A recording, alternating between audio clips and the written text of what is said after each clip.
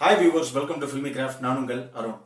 இந்த எபிசோட்ல விவேக் உடைய இயக்கத்துல சென்னையில இன்னைக்கு வெளியான அதிரன் படம் அப்படி இருக்குன்னு தான் பார்க்க போறோம். முதல்ல அந்த படத்துடைய கதை என்ன அப்படின்னு நம்ம பார்த்தலாம். ஒரு மென்டல் ஹாஸ்பிட்டல்ல பேஷண்ட்ஸை சரியாக அவங்க கவனிச்சுக்கிறது கிடையாது, பேஷண்ட்ஸ் எல்லாம் கொடுமைப்படுத்துறாங்க அப்படின்னு வர்ற ஒரு கம்ப்ளைண்ட்டை விசாரிக்கிறதுக்காக அங்க போகிற டாக்டரான படத்துடைய கதாநாயகன் போன காரியத்தை வெற்றிகரமா முடிச்சாரா இல்லையா அப்படிங்கறதான் படத்துடைய மொத்த கதைய. இந்த படம் விவேக் அப்படிங்கிற ஒரு அறிமுக இயக்குனருடைய படமாக ரிலீஸ் ஆயிருக்கு. ஆனா இந்த படத்தை பாத்தீங்கன்னா சத்தியமாக சொல்ல மாட்டீங்க ஒரு டெபியூட்டன்டுடைய படம் இதுன்னு. அந்த அளவுக்கு நேர்த்தியான காட்சிகளை வச்சு அவ்வளவு அம்சமா எடுத்திருக்காரு படத்தை அவர். இன்னொரு விஷயம், ஆக்சுவலி இந்த படம் இப்படி இருக்கு அப்படி இருக்குன்னு பலவிதமான வேற வேற கருத்துக்கள்.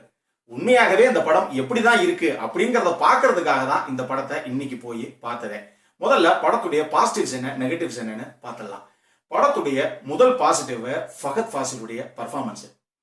ஒரு சைக்காலஜிக்கல் த்ரில்லருக்கு என்னென்ன விஷயங்கள்லாம் எந்த மாதிரி பர்ஃபார்மன்ஸா கொடுக்கணும் அப்படிங்கறத தெரிஞ்சுக்கிட்டு ரொம்ப உணர்ந்து அழகாக நடிச்சிருக்காரு ஃபஹத் ஃபாசில்.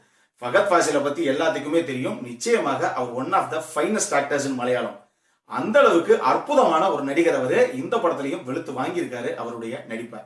அதே மாதிரி சாய் பல்லவியுடைய பர்ஃபார்மன்ஸுமே கண்டிப்பாக நீங்க குறிப்பிட்டே ஆகணும். காரணம் என்னன்னா, படத்துல மொத்தமே அவங்களுக்கு ஒரு 3-4 டயலாக் இருந்தா பெரிய விஷயம். அதை டயலாக் கூட சொல்ல முடியாது, 3-4 வார்த்தை அவங்க வாயை திறந்து பேசினாலே பெரிய விஷயம். வெறும் முக பாவனைகளாலும் வெறும் செய்கைகளாலே மட்டுமே அவங்களுடைய நடிப்பை வெளிப்படுத்தக்கூடிய ஒரு கதாபாத்திரம் இது. அந்த அளவுக்கு சூப்பராக பண்ணியிருந்தாங்க அவங்களும். படத்துடைய ரெண்டாவது பாசிட்டிவ் அனுவுடைய சினிமோட்டோகிராஃபி. அற்புதமான சினிமோட்டோகிராஃபிங்க. அதுவும் முக்கியமாக முதல்ல ஒரு அழகான மலை பிரதேசம், அதுக்குள்ள ஒரு சின்ன பாதை, அந்த பாதையில போற ஒரு வேன், இத மேல இருந்து ஒரு டிரான் ஷாட்டா ஏரியல் ஷாட்டா பண்ணிருப்பாங்க. அவ்வளவு சூப்பராக இருந்தது. அதே மாதிரியே அந்த அசைலம், அதாவது அந்த மென்டல் ஹாஸ்பிட்டல்ல மேல இருந்து ஒரு ஏரியல் ஷாட் ஒன்று இருக்கு, அவ்வளவு சூப்பராக இருக்கும். இதெல்லாம் தாண்டி இந்த படத்துல குறிப்பிட்டு சொல்லக்கூடிய 2 ஷாட் இருக்கு. ஒன்னு, ஃபஹத் ஃபாசில் ஒரு ரூம்ல இருந்து வெளியே வரும்போது கேமரா அப்படியே 360 டிகிரி பின்னாடி ரிவர்ஸ்ல அப்படியே ஒரு ரொட்டேட் ஆகி வெளியே வரும்.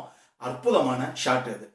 அதே மாதிரியே இந்த படத்துல ஃபஹத் ஃபாசில் ஒரு ரூமுக்குள்ள போய் ஒரு கீ போட்டு ஒரு டோரை ஓபன் பண்ணுவார். இவர் ஓபன் பண்ற அந்த தருணத்தோட கேமரா நேர டோருக்கு பின்னாடி போய் அந்த பூட்டுக்குள்ள இவர் ஓபன் பண்ணும் போது உள்ள மெக்கானிசம் எப்படி ஒர்க் ஆகுற அந்த மாதிரி ஒரு ஷாட் ஒன்னு இருக்கு.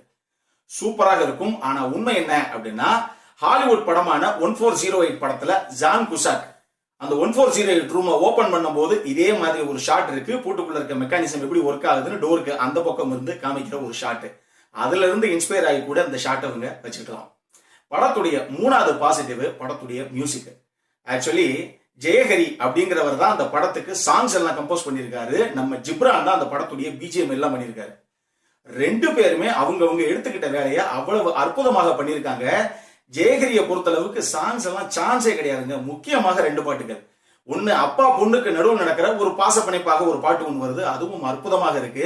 2வது, ஃபஹத் ஃபாசிலுக்கும் சாய் பல்லவிக்கு நடுவில் ஒரு ரொமான்ஸ் நம்பர் 1, அதுவும் சூப்பரா இருக்கு. சாங்ஸ் ரிப்பீட்டடா நீங்க கேட்கலாங்கிற அளவுக்கு சாங்ஸ் அற்புதம்.